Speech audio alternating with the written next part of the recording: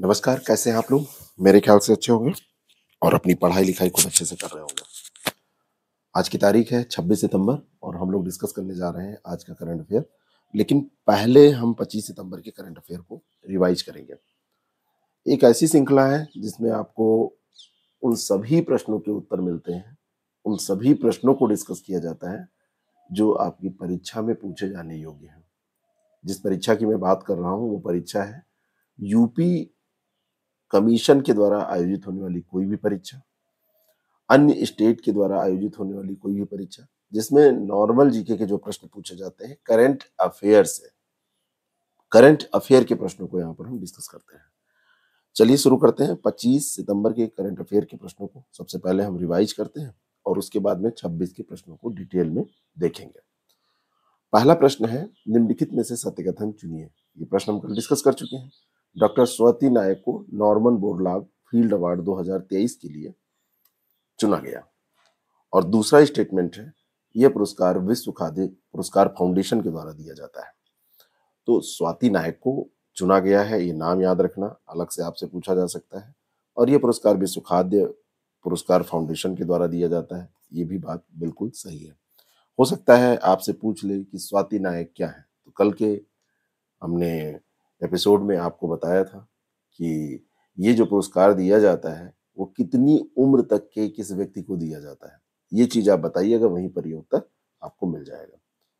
चलिए अगले सवाल पर हम चलते हैं और अगला सवाल है, निम्नलिखित में से सत्य कथन बताइए। भारतीय मूल की चेतना मारू का पहला उपन्यास वेस्टर्न लेन बुकर पुरस्कार 2023 के लिए चुना गया। बर्निस रूबेंस पहली महिला थीं जिन्हें 1970 में द इलेक्टेड मेंबर के लिए बुकर पुरस्कार से सम्मानित किया गया था। ये दोनों बातें सही हैं। अब की बार जो दिया गया है, अभी चुना गया है, वो है चेतना मारू और ये भारतीय मूल की है। लेकिन पहली महिला पूछा जाए तो बर्निस रूबेंस थी।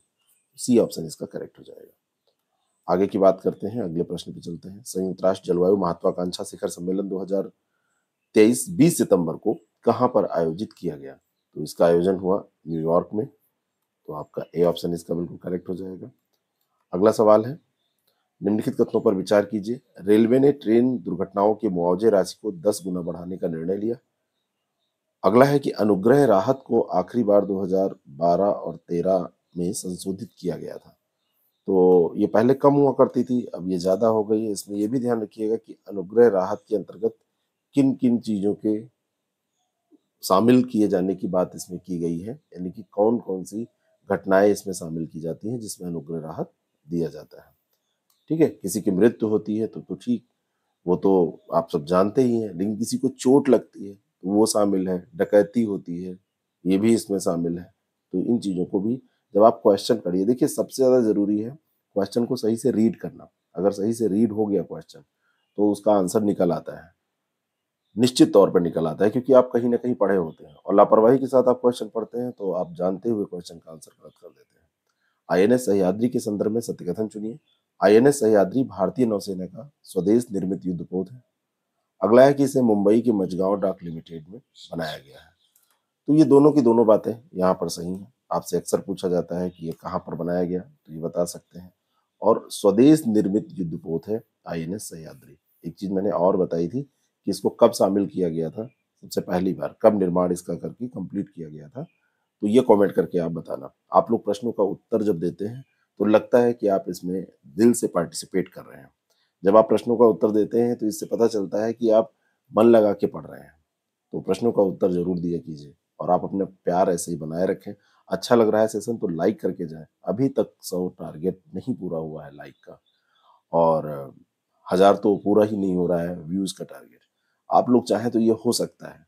100 लोग भी अगर स्टेटस पे इसको लगा देंगे, जितने लोग इसको सेशन देख रहे हैं, तो हर व्यक्ति के व्हाट्सएप पे तो इतने लोग जुड़े हैं कि ये तुरंत मल्टीपल टाइम देखा जाएगा, है ना। 100 लोग लगाएंगे तो कम से कम 10-10 20-20 लोग भी देख लेंगे। तो इतना आप कर सकते हैं इस सेशन को कंटिन्यू रखने के लिए। इंडो लैटिन अमेरिका सांस्कृतिक महोत्सव का आयोजन 28 और 29 सितंबर को कहां पर किया गया? तो ये आयोजन किया गया था नई दिल्ली में। मतलब किया गया मैंने बना दिया है, किया जाएगा अभी ये, लेकिन ये नई दिल्ली में होगा। इंडो लैटिन अमेरिका सांस्कृतिक महोत्सव। और इसलिए किया गया, बनाया गया है क्योंकि ये आगे प्रश्न प्रश्न तो आपसे उसी दिन पेपर में नहीं पूछा जाएगा। अगले प्रश्न पर हम चलते हैं। नेक्स्ट क्वेश्चन है, JP Morgan chase and company कब से अपने उभरते बाजारों के बाद इंडेक्स में भारतीय सरकारी बॉन्ड को शामिल करेगी? तो बाजारों के बॉन्ड इंडेक्स में भारतीय सरकारी जो बॉन्ड है वो जून 2024 से शामिल किए जाएंगे जेपी मॉर्गन चेज कंपनी के द्वारा, ऐसा कहा गया है। अगला जो सवाल है, अंतर्राष्ट्रीय वकील सम्मेलन के संदर्भ में सत्य कथन चुनिए। इस सम्मेलन का उद्घाटन 23 सितंबर को नई दिल्ली में मुख्य न्यायाधीश वाई बी चंद्रचूड़ के द्वारा किया गया। तो ये पहला गलत है, इसको मोदी जी ने किया था। और दूसरा है, सम्मेलन का विषय न्याय वितरण प्रणाली में उभरती चुनौतियां हैं। तो दूसरा यहाँ पर सही है, केवल 2 सही हो जाएगा। ए ऑप्शन पे सेट है, तो आप इसको ध्यान रखिए, कहाँ पर सेट है उस हिसाब से उत्तर दीजिए। अगला जो सवाल है, 9 सितंबर 2023 में उत्तर प्रदेश के वाराणसी में पीएम मोदी द्वारा कितने करोड़ रुपए की विकास परियोजनाओं का शुभारंभ किया गया?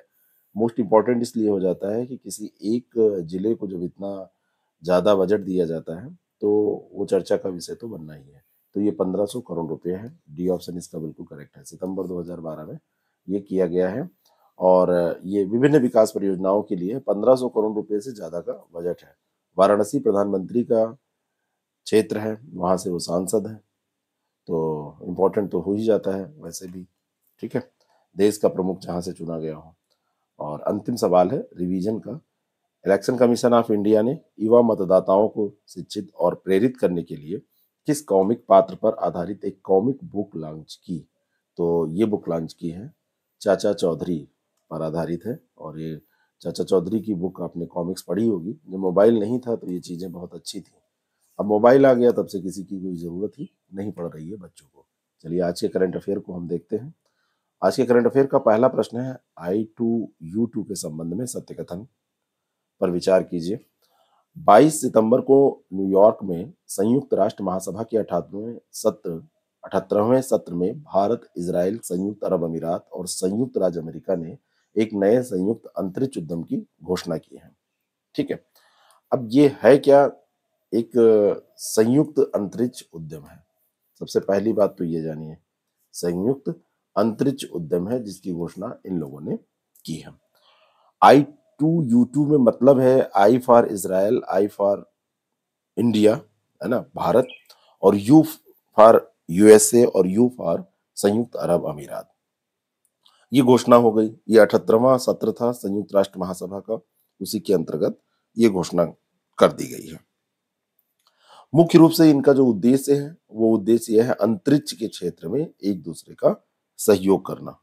ठीक है, अब अंतरिक्ष के क्षेत्र में जब ये करेंगे तो इसमें पारस्परिक सहयोग के रूप में इनको, ऐसा ये ग्रुप है जिसको पश्चिम एशियाई क्वाड के नाम से भी जाना जाता है। I2U2 इसको पश्चिम एशियाई क्वाड के नाम से भी जाना जाता है। अब दूसरी बात है कि इसका उद्देश्य संयुक्त निवेश को प्रोत्साहित करना है। तो संयुक्त निवेश को तो ये प्रोत्साहित करेंगे I2U2, इसमें तो कोई दो राय नहीं है। लेकिन क्षेत्र भी आप जान लीजिए, ऊर्जा, जल, परिवहन, अंतरिक्ष, स्वास्थ्य, खाद्य सुरक्षा, इन सभी रूपों में करेंगे। तो यहाँ पर इसने एक नए संयुक्त उद्यम की घोषणा तो की है, लेकिन इसका मतलब ये नहीं है कि केवल यही करेंगे। इन क्षेत्रों में भी संयुक्त निवेश, जो हमने बताया, स्वास्थ्य के क्षेत्र में, ऊर्जा के क्षेत्र में, जल के क्षेत्र में, और ये खाद्य सुरक्षा के क्षेत्र में, परिवहन के क्षेत्र में, उसी में से एक क्षेत्र है आपका अंतरिक्ष उद्यम। तो केवल अगर ये बताएगा अंतरिक्ष उद्यम तो ये गलत हो जाएगा। दोनों सही हो जाएंगे। सी ऑप्शन इसका बिल्कुल करेक्ट है। आगे बढ़ते हैं, अगले प्रश्न पे चलते हैं। पहला मोटो जीपी भारत उत्तर प्रदेश के ग्रेटर नोएडा में बुद्ध इंटरनेशनल सर्किट में शुरू हुआ। ये पहला मोटो जीपी है जो यहाँ पर हो रहा है।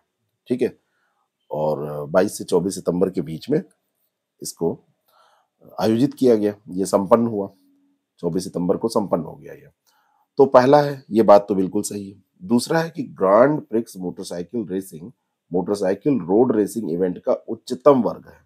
बहुत ध्यान से इसको, ग्रांड प्रिक्स जो होता है वो मोटरसाइकिल रेसिंग में मोटरसाइकिल रोड रेसिंग इवेंट का उच्चतम वर्ग है। तो ये एक आपसे कॉन्सेप्ट पूछा जा रहा है, तो ये दोनों बातें सही हैं। सी ऑप्शन इसका बिल्कुल करेक्ट हो गया। ठीक है, और ये ग्रेटर नोएडा में हो रहा है, तो यूपी स्टेट का बहुत महत्वपूर्ण प्रश्न है। इंडियन ऑयल, जो इंडियन ऑयल कॉरपोरेशन है, ये इसका प्रायोजक है। जो यहाँ पर हो रहा है इसका प्रायोजक यही है। चलिए अगले सवाल की तरफ चलते हैं। अजीम प्रेमजी विश्वविद्यालय द्वारा प्रकाशित रिपोर्ट के अनुसार 2021-22 में कितने वर्ष से कम आयु के भारतीय स्नातकों के बीच बेरोजगारी दर 42% तक रही?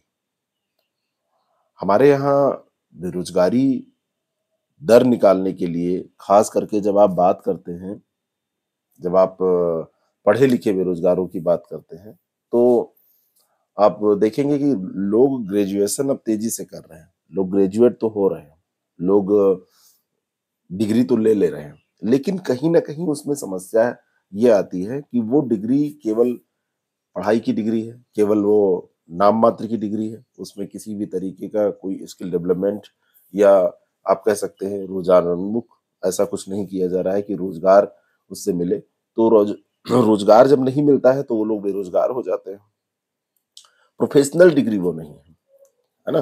तो इसकी अगर कमी है तो बेरोजगारी दर बढ़ेगी। अभी अजीम प्रेमजी विश्वविद्यालय के द्वारा एक रिपोर्ट प्रकाशित की गई है।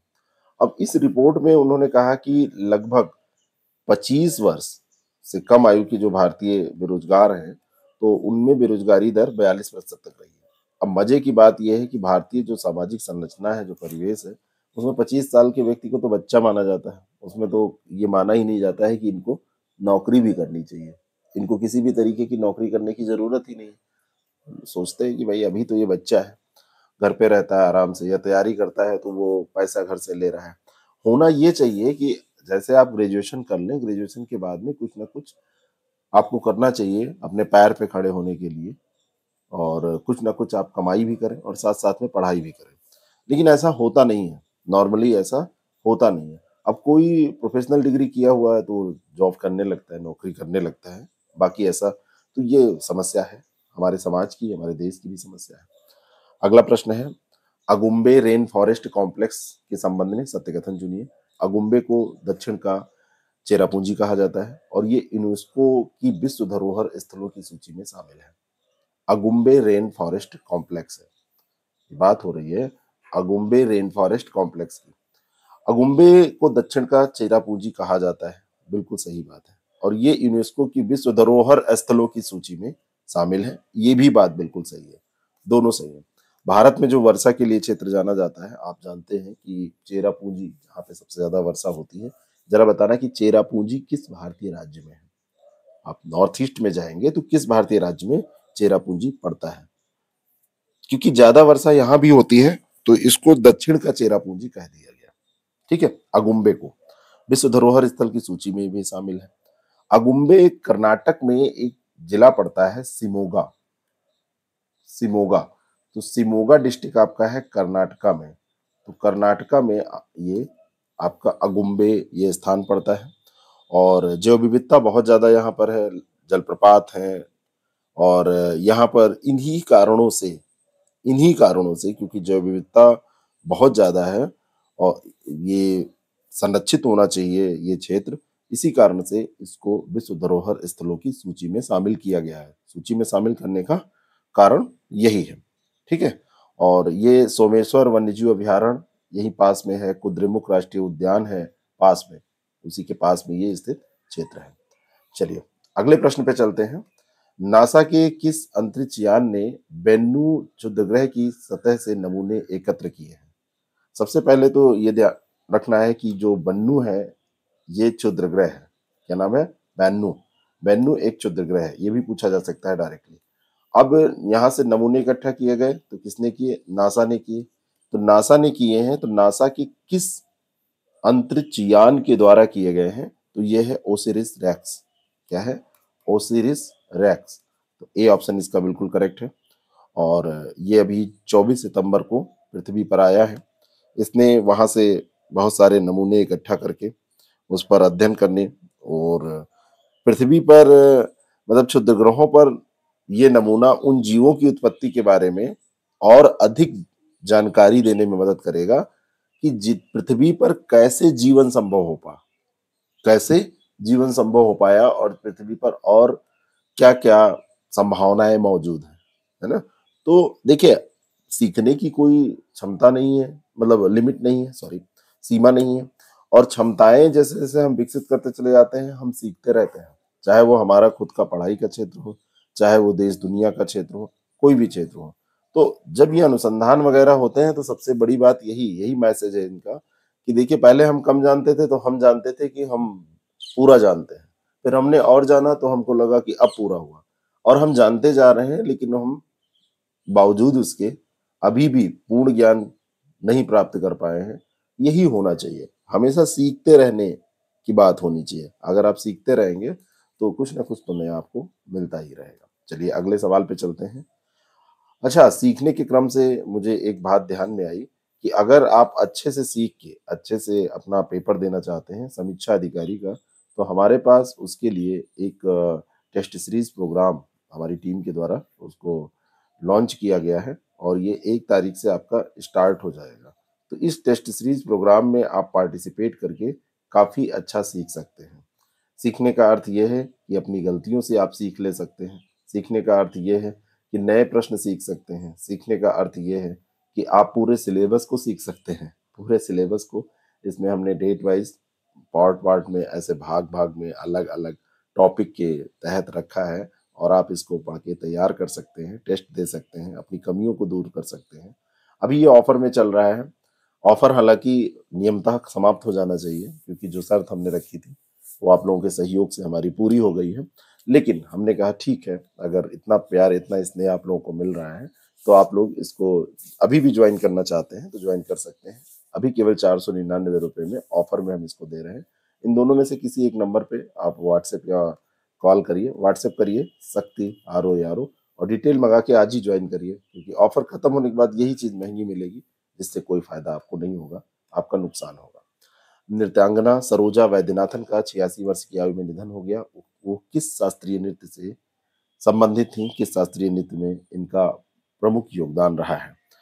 तो सरोजा वैद्यनाथन, सीधा सुमेलित करने में प्रश्न पूछा जा सकता है आपसे, तो इनका जो क्षेत्र रहा है वो भारतनाट्यम रहा है, और भरतनाट्यम की ये नृत्यांगना रही हैं, और अभी लिम्फोफा से जूझने के कारण इनका निधन हुआ है। लिम्फोफा के बारे में एक दिन हमने चर्चा की थी। भारतनाट्यम और कर्नाटक संगीत पर कई किताबें भी इन्होंने लिखी हैं। तो कहीं अगर कर्नाटक संगीत भी आ जाएगा, कर्नाटक संगीत, तो वहां से भी इनका संबंध हो जाएगा। यहाँ पर हमने नहीं दिया है, लेकिन भारतनाट्यम के साथ आप कर्नाटक भी याद रखिएगा। ठीक है, किताबें इन्होंने लिखी हैं, और किताबें तो लिखना आप कई बार सोचते होंगे जो एकेडमिक किताब होती है उनको लिखना बड़ा आसान होता है, कट पेस्ट होती है, लेकिन ऐसी किताबें, जिन किताबों की इसमें बात की जा रही है, वो कठिन होती हैं। ठीक है, वो इसलिए कठिन होती हैं क्योंकि अनुभव के बाद आप लिख सकते हैं। तो इसलिए इन इन लोगों की जो कृतियां हैं उनको आप बस ऐसे मत समझिएगा जैसा कि यहाँ पे आप सोचते हैं RO की किताब लिख दी जाती है, ठीक है, या GS की किताब कोई लिख दी जाती है। ये अलग चीज है, वो अलग है। इंडिया स्मार्ट सिटी कॉन्क्लेव 2023 का आयोजन कहाँ पर किया गया? Madhya Pradesh, Uttar Pradesh, Rajasthan, Paschim Bangal. India smart city conclave, तो इसका आयोजन कहाँ पर किया गया? तो ये मध्य प्रदेश में हुआ है। मध्य प्रदेश में इंदौर में हुआ है। अधिकतर मध्य प्रदेश के जो आयोजन है आप देखिए पटना में भी नहीं होते हैं, इंदौर में होते हैं।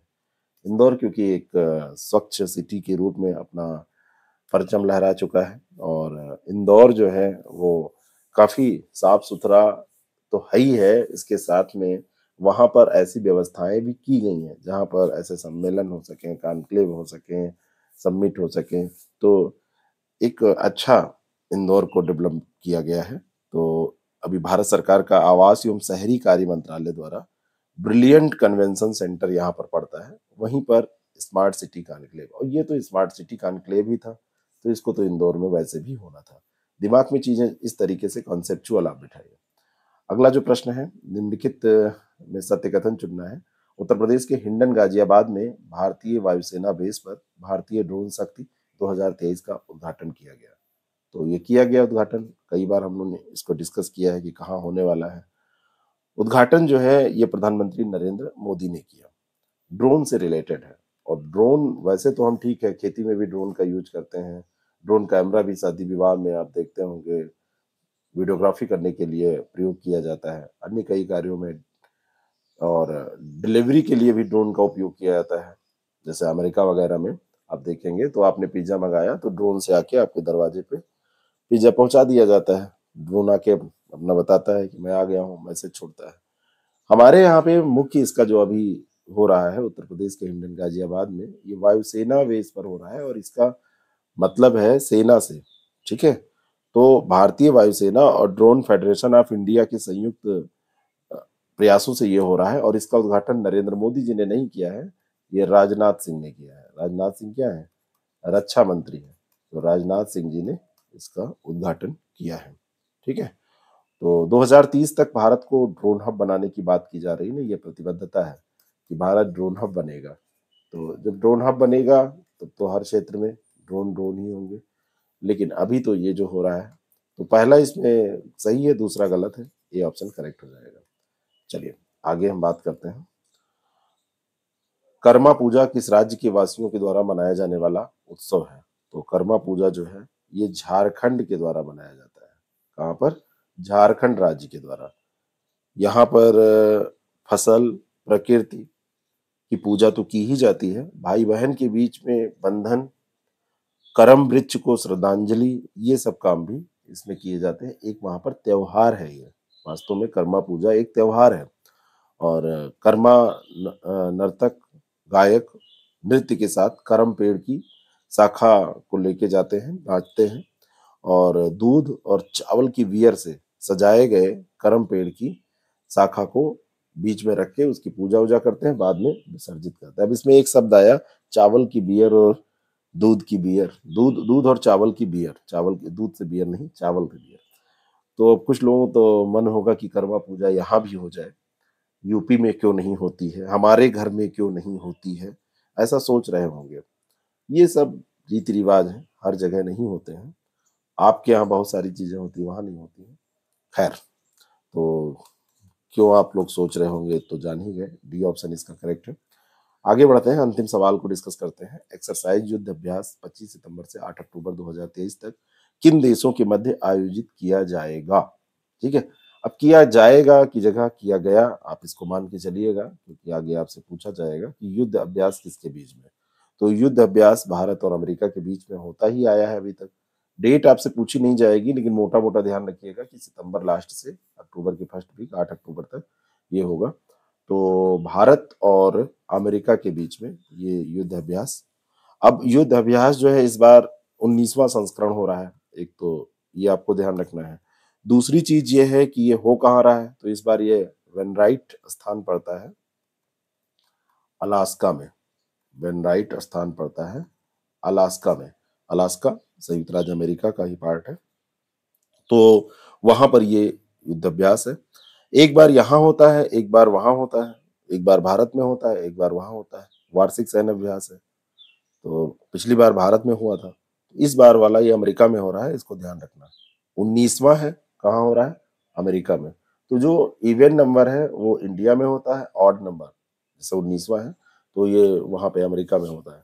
तो इससे भी आप जान सकते हैं, अगर दिमाग में आपके बैठा है कि 19वां कहाँ आयोजित हुआ, तो दो स्थान दिए हैं, एक भारत का दिया है, एक अमेरिका का, तो आप थोड़ा सा इससे अपना एलिमिनेट कर सकते हैं आंसर।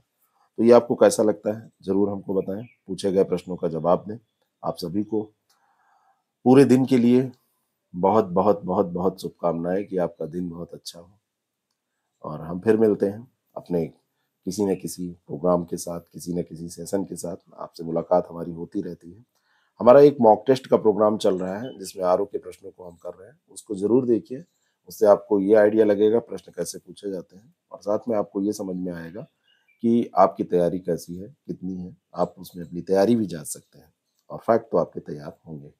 और बाकी शक्ति आरो यारो को जरूर ज्वाइन करें, जिससे आपकी प्रैक्टिस अच्छी हो जाए। 41 टेस्ट इसमें है, जीएस, हिंदी और करंट अफेयर, सब कुछ वहां पर आप कवर कर पाएंगे। Thank you so much.